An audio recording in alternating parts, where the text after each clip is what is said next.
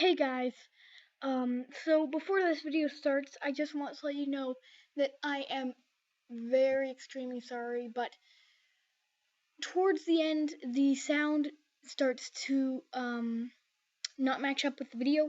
So if I say something before something happens or vice versa, please just try to ignore it because you still get the full video and audio experience because they're both the same length, but somehow it got messed up and I don't know. So yeah, please just enjoy and it's not necessary to watch because, um, the sound explains it all. But so that means like you could, I don't know, fold laundry, something, just multitask and listen to my, I don't even know what to call it, like my voiceover that. Yeah, I'm just gonna let you watch the video. I feel really weird right now because I don't know what I'm saying. Okay, please enjoy. Hey everybody, and welcome back to another video. Today I'm here using my mini metal foundry. I built it using the tutorial that Grant Thompson made, and this is a voiceover. It's also time lapse because otherwise it would be like an hour-long video.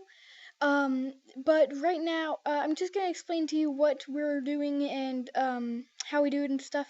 So right now, what I just lit a fire using like some paper and um, cardboard, and I was adding some bark and kindling. Mainly just because I don't have any like formal charcoal lighting stuff. Because in case you don't know, it's fueled by charcoal. But right now I am putting my knife away because I opened the bag using it. I'm throwing in some charcoal pieces now to get those lit. And basically we're just gonna wait for those to light. Right now I think I'm actually getting my tongs or something. I forgot some stuff at the beginning. But if you look towards just to the left of the foundry under the right tube, you'll see a little crucible. That's a clay graphite crucible we're using. And also that white tube connected to the black iron tube is a hair dryer. If you look, well, right now you can't. Oh, it fell down. But it's actually just a hair dryer that's blowing air into it in order to get it hot enough to melt. Um, but right now I'm just getting the charcoal lit and stuff. And um, yeah, so you might see. Yes. So you see that to the right of or oh, sorry. Before when I said left, I meant right. But now you'll see to the left of the foundry a wooden box with some sand in it, and I'm going to be making a sheet out of that. Right now, my dad's just sectioning the foundry a bit more, and reconnecting the hair dryer and tube a bit better. Um, but he is now putting the crucible in, as you can see. Um, Also, you might notice that I'm in short sleeves now. And that's because even though it's January, it is 60 degrees outside. Well, was, which is crazy. And we'll be getting snow later, I think, but yeah, it's crazy for North US. But now we're just situating the crucible and putting more charcoal in. You might notice that there's a large piece of kindling, and so I just came in with a bucket of water for later, and now my dad is taking the piece of kindling and just putting it in our fireplace because it was just unnecessary because the charcoal was already lit. And now I'm putting on some fire gloves to um, put in some charcoal, but I don't think I actually do. I think he says not to. Um, and so continuing to situate the crucible because it's a very tight fit. The charcoal is almost small enough, or just small enough that it will not, that it will fit. I mean, I kind of combined like it's big enough that it will almost not fit. Um, but now I just grabbed a piece of aluminum, so pure aluminum. I've done this many times before, and so I've melted several cans. But I put that in there just so we know when it got up to temperature, because we'd see it melt. So it does take a while to get up to temperature. but not horribly long. You'll see that our lid has cracked. It was dropped. Even though that we used his tip from a different video of putting steel wool in the mixture, which did help a lot. Like, it was not cracking before, but it got dropped. So yeah. You might also notice that on my wrist I have a brace on. My wrist is actually broken. I just got my cast off recently, but you might know that from my last video. So now I'm just situating the camera a bit better, and you'll be able to see some more cool shots of it glowing later. Some of it is kind of boring, um, but I'll probably be going through and trimming out some stuff. So my voice actually might extend over the video, just so that you're not bored by the video. But now he's taking off my dad's taking off the lid and putting on some more charcoal, which I'm trying to toss in, but I don't want to get sparked because he has the tongs, so he can put it in better. Whoops, I dropped it. And then two perfect throws in. Um, so he's putting it back on, and it is almost up to temperature, I think. But since we're not using steel crucible like Grant Thompson did in his video, and we're using clay graphite crucible that he said would be better in another video, which it is way better. We did start out with a steel one. It will still actually get hot. We thought that, or sorry, I mean, I mean red hot. Of course it'll get hot, but we didn't think it would actually get red hot. Which it actually did. Yeah, we're just kind of waiting around for it to get up to temperature. And you might notice I threw some more pieces of aluminum in, and you might notice I have a wooden dagger in my hand. I'm just using that as a stir stick because I don't really have anything better, and it won't damage it. It'll actually harden it with the heat, because then I dip it in water afterwards. Kind of like with metal, when you heat it up like steel, and then you quench it in water or oil or something else, it'll get harder because structure stuff. But yeah, it doesn't exactly work the same way with wood, but it does in fact harden it. Um, yeah, you might be able to see some glowing now, which is pretty cool, I think. At night, it is awesome. I've done it once when it was dark out. It wasn't night, but it was dark out. Um, and also, you're probably wondering how much this cost to make me, because we already had some of the stuff, and he didn't really specify how much everything together would be. Grant Thompson just said in his video that together the sand and plaster were $25. But all in all, with like the pipes and hair dryer and bucket and etc., etc., it ends up costing about 50 to 75. We already had a few of the things, and with the charcoal, it tends to be more towards 75. Also, right now, I'm just throwing in some more aluminum. Um, you'll see I had a little tiny ingot, a large ingot, and then what was an attempt at casting a dagger, but it didn't quite work. It almost did, but it didn't quite. But I just set that down, or not quite actually. I actually did. You might have noticed that I kind of brushed the sand form there, and that was because I accidentally knocked the wall, and so it was kind of just uneven. And it doesn't have to be perfect, but yeah. Um, yeah, as I was saying, there in my hand is an attempt of a cast dagger, which is actually the one I'm using as a stir stick. But it didn't quite work, unfortunately. Um, when what I did was I took some soup cans, like tomato sauce cans or soup cans, um, and I just taped them all together in such a way that it would um, stay together. I might actually have a tutorial on that later on, but then I filled that with sand, hammered the dagger in, and let water soak down a few times. But when I thought I had let it soak down enough, there was like literally a quarter-inch that did not get wet and packed, and so it collapsed, and the tip was not too great. But this aluminum is put to better use.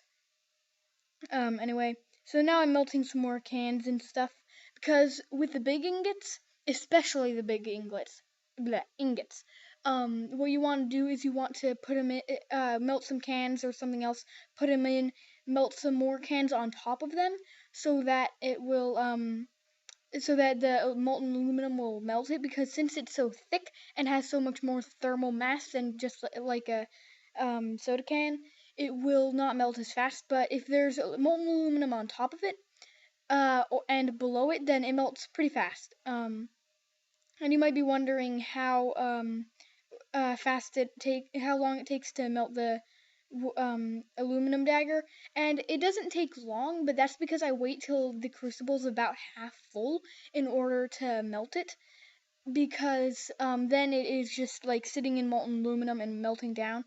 And at first it takes a little while, but then you can just press it down on it with the tongs, and it just slowly like like uh just pushes down and melts as you're pushing. Like, I was trying to think of a different word, but I couldn't for whatever reason. But now we're just putting more charcoal in because the cans were starting to solidify.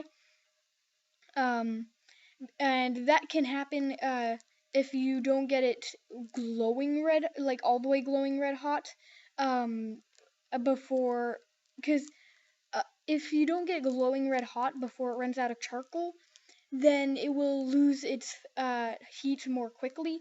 But if you get it glowing red hot, it has enough thermal mass to keep most of that heat for a good amount of time. So I just threw some more charcoal in, and now I'm throwing some more broken up cans in. And before, when we were using a steel crucible, we were using something that was just a tiny bit too narrow for the cans, and so I had to cut them up and roll them up, and it was a pain to do that. And I'm so glad I don't have to anymore. But they are kind of handy to just throw in like 5 at a time, because I cut the cans into fourths. So instead of being able to put one can in, I was like able to put in 1 1/4. Um, so now that the crucible is about half full with molten aluminum, some of which is pure, some of which is slag from the cans, but I did melt down some pure aluminum. I'm just trying to push down on it some and see how fast it'll melt and stuff like that. You also might notice that I'm just using like barbecuing tongs, and I did have crucible tongs, but they snapped for whatever reason. So I'm just stuck with barbecue tongs. They are steel. Well, the heads of them are steel. The actual like I don't know what to call them, but I don't even think headset's the right term. But the things that part of it is steel, part of it is stainless steel. I hope you understand what I'm saying. Um, so as long as it's steel, it won't melt. Stainless steel has it's actually not steel at all, because the reason it's stainless is because it can't rust, and it can't rust because it's not iron like normal steel is. And so 1 minute. Sorry. I had to pause my recording because something was going on. Um, but what I was saying was, as long as the part that's going to be making more contact with the flame is steel, then it's good, because stainless steel is nickel and tin, meaning it's just about as strong as steel, but it has a lower melting point. But it should be fine if it's all stainless steel, just as long as it's not making contact with any heat this extreme for too long. Because this foundry with charcoal gets up to about 14 or 1300 degrees. So just enough to melt aluminum and enough to get steel red hot after a few minutes. So now, as you can probably see, the failed dagger is almost completely melted. I can't actually see it in the video anymore, but I think it's still there. Technically, well, not technically. I think it is still there. We just can't see it. So now we're taking off the lid again. I'm hoping this is all lining up correctly. It might be a bit off. I don't know. I should be able to line it up pretty much. but we are taking out the crucible because it is full of molten aluminum. So my dad is going to pour it into there. Um, but already I can tell you that unfortunately it doesn't quite work because he didn't pour it all in one spot. There were several holes in it, and he accidentally dumped the slag into it, and so it didn't turn out to be the greatest sheet. But we end up melting some more to kind of fix it. But unfortunately, I'll tell you now, it doesn't quite work. But you can see, you can stick around to the end to see how it works. That way you know what it will be, whether you should like melt down your sheet if you're doing something like this, if it doesn't work out like it did with me, or if you should add more metal like I did. Um, so now we were just deciding if whether to add more aluminum to the crucible to try to melt it more down and fix the sheet, and we decided to. So we were putting more charcoal in, putting the lid back on, turning on the blower and stuff like that. Um, and now I'm adding some uh, more of those thingies. And as you can see, I added like 5 or 6 there. Um, and now I'm just explaining to my dad how I want it to be poured to make it more of a full sheet. Um, and now you can see the tip of the dagger is blackened, meaning it's hardened. Well, in a way, because how it's weird how it works. Um, but it doesn't mean that it doesn't necessarily mean that it's hardened. But in order to be hardened, it has to be somewhat black at least, if that makes sense. Um, so now I'm just putting more of those cans in, and you might be able to tell from the bucket I have like 3 left. So I'll get more. I'm in a minute. I go to get more cans, like full cans versus just the quarter cans. Um, and so yeah, I think that I might go silent for a bit because I don't really have a lot more to say on the subject of the Foundry. However, I will probably comment on it more. There is me getting cans in a plastic bag. Um, and also, uh, as I was saying, I might go silent for a bit because I don't really have a lot more to say. But from this, you might be able to tell that every time I put a can in, there's a poof, of like fire, and so I put. Oh, you saw it there, I think. There's kind of like a flash of fire, and then it burns because of the coloring and stuff. Um, but yeah, I'm just putting more in, kind of one after another. So yeah, I'm just putting more cans in. I melt down the whole bag. By the way, it does not. This is, I believe, 2 or 3 kilogram crucible. I'm not sure. And that fit Grant. The one that Grant Thompson recommended was a 4 kilogram one, but for the size Foundry he made, it does not fit. This one fits ours just, and that's because we made ours slightly bigger. Ours was a 12-quart bucket instead of a 10-quart bucket, and so it just fits. So I'd recommend getting a smaller crucible, and then possibly returning it depending on the size. But don't get a bigger one because it's not worth the money. So yeah. But I'm melting down some more cans and stuff. It's pretty liquid in there. At the end of this, I only get up to about halfway full, but it takes probably maybe 50 cans to get it half full. So we've melted down a lot because we got it to uh 1.5 crucibles out of all the aluminum I've ever melted. Because a lot of my project, no, not all the aluminum. I've made a knife before, so we've probably melted down about 175, maybe 200 cans. And luckily I have a good supply because my family drinks a good amount of seltzer water. Um, Not like total seltzer water, but like a good amount. We don't really drink soda that much. But yeah, I got a nice supply. I probably have 300 left still, so I'll have aluminum to last me a good amount of time. But my next video on this might be me forging steel and melting tin off of cans, because tin has a melting point of around 5 to 800, I believe, Fahrenheit. That is, when I say degrees, I mean Fahrenheit, not Celsius. I'm sorry. I should have clarified that. Um, but I'm probably going to be forging or melting tin off of tin cans, because those are actually just steel cans that are coated in tin. And then I will forge that steel, uh, probably into. I'll probably try something simpler than a knife slash dagger for now. Oh, but now my dad's gonna pour the rest of the aluminum. The reason he's doing it is just because the tongs do not get a lot of grip. Um, and otherwise I probably would be. Um, but he's pouring the rest out, and you'll be able to see the results soon. In fact, I might just skip ahead to that. Um, I don't know, but it's actually really cool to see what it looks like when there's water on it. I'm not sure how good it will be.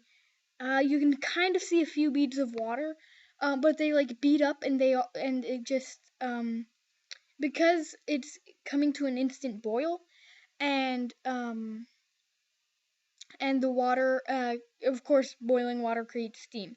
The steam is getting under, in between the aluminum and the water as well, but versus just on top. And so it kind of like beads up and just kind of shifts around.